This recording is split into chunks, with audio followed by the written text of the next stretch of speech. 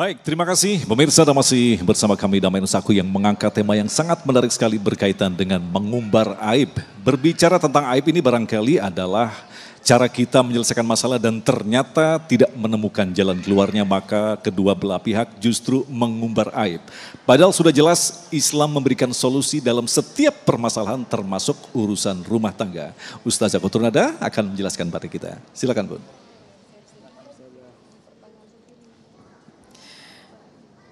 Bismillahirrahmanirrahim. Assalamualaikum warahmatullahi wabarakatuh.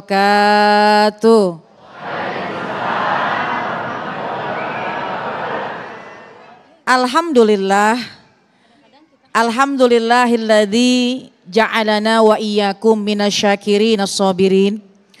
Wassalatu wassalamu ala sayyidina Muhammadin wa ala alihi wa ashabihi ajma'in, amma ba'du.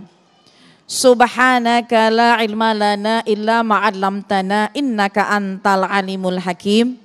Rabbi syrah li sadri wa yassir li amri wahlul uqdatam min lisani yafqahu qawli. Sadaqallahul adzim. Yang sama-sama kita muliakan dan yang kita hormati para asatizat, para guru-guru. Ada Ustadz Solmed, kita doakan beliau sehat.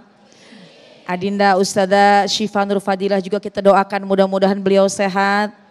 Ustadz Agung beserta dengan Kak Syasha, para asatizat semuanya, para jamaah sekalian, baik yang hadir di majelis ini, di masjid ini, baik yang mengikuti melalui televisi, insya Allah kita semuanya mudah-mudahan mendapatkan naungan rahmatnya Allah Subhanahu wa ta'ala.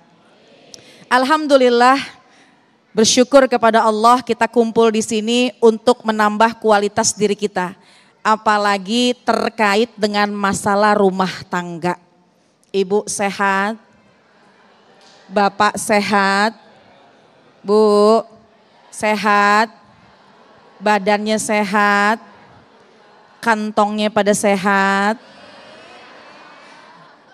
Alhamdulillah, kelihatan memang kantongnya pada sehat-sehat banget. Alhamdulillah. Ketika membahas tentang sebuah hubungan pernikahan, bahwasannya Allah sudah firmankan dalam Al-Quran, di antara tanda-tanda kekuasaan Allah itu Allah ciptakan berpasang-pasangan. Untuk apa tujuannya? Litaskunu ilaiha. Untuk mendatangkan kedamaian. Untuk mendatangkan ketentraman. Ibu dulu sendiri punya masalah, disimpan aja. Enggak ada teman cerita. Bapak juga ketika masih sendiri, masih bujang. Punya masalah, disimpan sendiri, mau cerita bingung sama siapa. Tapi ketika menikah, litaskunu ilaiha. Allah jadikan berpasang-pasangan halal dengan menikah, yaitu untuk mendatangkan kedamaian. Pulang enggak cerita pun. Pulang lagi muka kita, lagi kita capek ngelihat wajah pasangan kita, adem lagi hatinya. Itu dulu apa sekarang? Dulu dan sekarang, betul apa enggak? Meskipun mungkin kalau dulu pulang-pulang mah ada pujiannya, dipandang dulu pasangannya, dipandang dulu istrinya, cakep banget bini saya. Kalau sekarang masih begitu apa kagak? Pak dengerin Pak, kagak katanya. Kalau sekarang juga masih dipandangin Bu, cuma ada tambahan kalimatnya, cakep banget bini saya, mana ada rempelan di wajahnya jadi makin cakep. Ada kerutan di wajahnya, alhamdulillah. Litaskunu ilaiha, Allah jadikan kita punya teman bercerita. Untuk apa? Untuk mendatangkan kedamaian. Jadi sesungguhnya kalau orang menjalankan sebuah pernikahan dengan sesuai dengan aturannya Allah, tidak akan pernah menemukan sebuah kegagalan. Dan insya Allah tidak akan menemukan sebuah kesusahan. Kenapa? Karena Allah jadikan manusia bisa menikah halal, yaitu karena memang untuk menambahkan kedamaian dalam hidupnya. Cuma kadang-kadang ini manusia tidak memanfaatkan hal seperti itu. Yang paling sering kita dengar, meskipun mungkin agak klise, tapi ini benar adanya, di antara tanda-tanda untuk kita mendapati kenyamanan? Suami, istri, laki, bini biar sering ngobrol. Biar banyak komunikasinya. Kira-kira Bu, kira-kira Bapak lebih sering ngajak Ibu ngobrol apa lebih sering lihat HP? Pak curhat. Pak, kira-kira Ibu kalau udah bebenah, beberes, rapi, biasanya lebih sering mijitin Bapak apa megang HP? Tuh, curhat juga. Ya, alhamdulillah handphone banyak manfaatnya, tapi hati-hati. Terkadang alat komunikasi tersebut bisa mengurangi komunikasi antar pasangan suami istri. Betul apa enggak? Laki di situ, bini di situ, 2 jam duduk bareng kagak ada yang ngobrol. Nih hati-hati. Padahal kalau kita memanfaatkan alat komunikasi dengan yang baik, kita menggunakan komunikasi pasangan, maka insya Allah tidak akan ada kerenggangan dalam rumah tangga. Cuma kadang-kadang yang namanya komunikasi suka dikhawatirkan. Pengen ngobrol sama pasangan udah takut duluan. Bu, Pak, Bapak pulang kerja, Bapak pulang aktivitas capek banget. Pengen cerita sama Ibu. Pulang-pulang telat 5 menit. Dalam hati Bapak pulang pengen cerita sama istri. Pulang sampai rumah telat 5 menit, pertanyaannya banyak banget. Kok telat? Dari mana aja? Tadi kemana aja? Atau bahkan kadang-kadang ada seorang suami yang mungkin ingin memberikan nasihat, memberikan masukan kepada istrinya.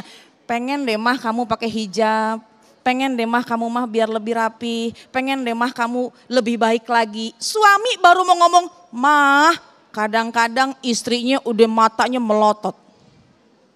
Atau sebaliknya, istri mau diskusi tentang anak kepada suami, pengen diskusi tentang pendidikan, pengen ngomongnya tuh begini, Pak, sekarang harga minyak naik, sekarang bahan baku pada naik, pengennya begitu. Curhat dan pengen diskusi sama suami, baru kita bilang, Pak udah pada naik nih, tiba-tiba Bapak bilang, emang duit kemana aja kemarin? Emang tuh duit dipakai buat kemana aja? Boros banget, betul apa enggak? Emang begitu Pak? Enggak katanya. Artinya apa? Kita tuh untuk menggunakan komunikasi kepada pasangan udah takut. Kenapa? Karena pasangannya tidak mencoba untuk juga memanfaatkan komunikasi yang baik. Caranya gimana? 1, kalau pengen komunikasi ini sukses dalam mempertahankan rumah tangga, yang pertama jujur.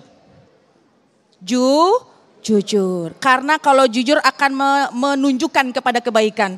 Kata baginda Rasulullah SAW, kalian berjujurlah dalam berkata, iyakum bisidqi, wahai kalian milikilah sifat jujur, fa inna sidqa yahdi ilal birri, karena yang namanya kejujuran akan menuntun kepada kebaikan.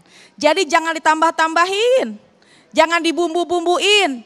Tentu juga lihat bagaimana ketika kita mau komunikasi, lihat juga waktunya. Jujur itu nomor 1. Yang kedua, bagaimana supaya komunikasi kita lancar dalam pernikahan. Yang kedua, coba pasangan satu dengan yang lainnya bisa merendahkan volume suaranya. Bu, Pak, kira-kira kalau di rumah yang paling kencang suaranya siapa? Pak, Bu, kira-kira yang paling kuat volumenya siapa? Pak, Ibu enggak ngomong cuma bilang. Masing-masing bisa kita introspeksi. Kalau komunikasinya baik dengan merendahkan suara, saling menghargai, maka insya Allah adem jadi komunikasi antar pasangan suami istri. Dan yang ketiga, ingat kita juga harus melibatkan Allah dalam hal semacam ini, memperbanyak berdoa supaya pasangan kita adem hatinya, kita ajak ngobrol adem, maka insya Allah rumah tangga kita terjalin baik atas dasar komunikasi yang baik. Amin ya rabbal alamin. Wallahu a'lam bishawab. Terima kasih Bunda, itulah tadi pemirsa yang dirahmati Allah, sangat jelas sekali bahwa tidak mungkin kita lepas dari masalah dan ternyata tadi telah dijelaskan kepada kita justru pemicu yang paling awal adalah masalah komunikasi.